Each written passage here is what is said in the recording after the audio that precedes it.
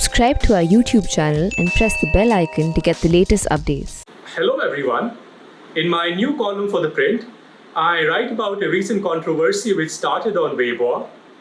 The Central Political and Legal Affairs of the Communist Party of China shared a post comparing the funeral pyres in India because of the second wave of COVID-19 with the launch of the Tianhe module of the new Chinese space station. This comparison was found to be distasteful by people in India and around the world, but there were certain voices within China which also found this comparison to be quite distasteful. The editor-in-chief of Global Times newspaper, Hu Xijin, found this comparison quite distasteful and he criticized the commission for sharing this post on Weibo. He was further attacked by a professor of Fudan University named Chen Yi. The professor criticized Hu Xijin for pointing fingers at the commission, and he called Hu Xijin a social justice warrior, and he told him to go to India and burn fires over there. Hu Xijin later hit back against the professor by saying that we don't have to be social justice warriors, and there is a certain level of humanity that we should uphold during this crisis that India is going through. And the official Weibo account of the Communist Party and some of the other related departments should remain out of this sort of comparison, and they should uphold a level of humanitarianism that is required in the international community.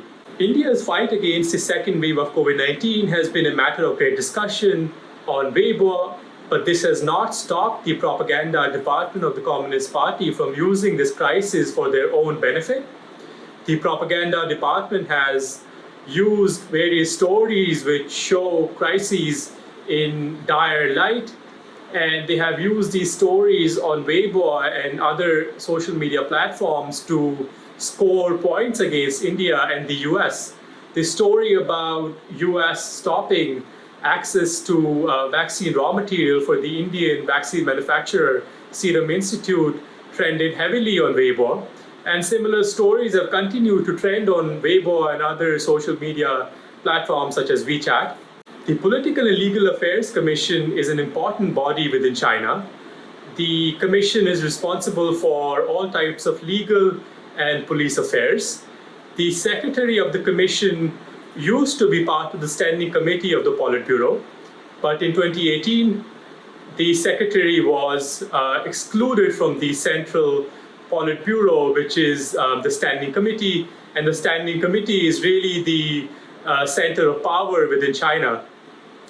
Nonetheless, the commission remains a part of the central committee of the Politburo, and it has an overarching power to control all types of legal departments and police departments all across China.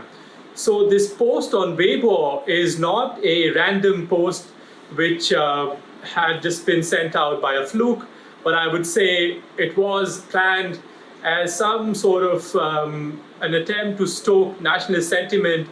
It is not uncommon to come across imagery as we saw on Weibo.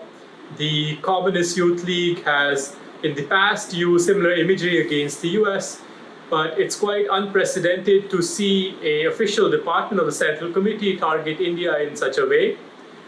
But I would say that we will continue to come across similar imagery amidst the growing nationalist sentiment in China under Xi Jinping's rule.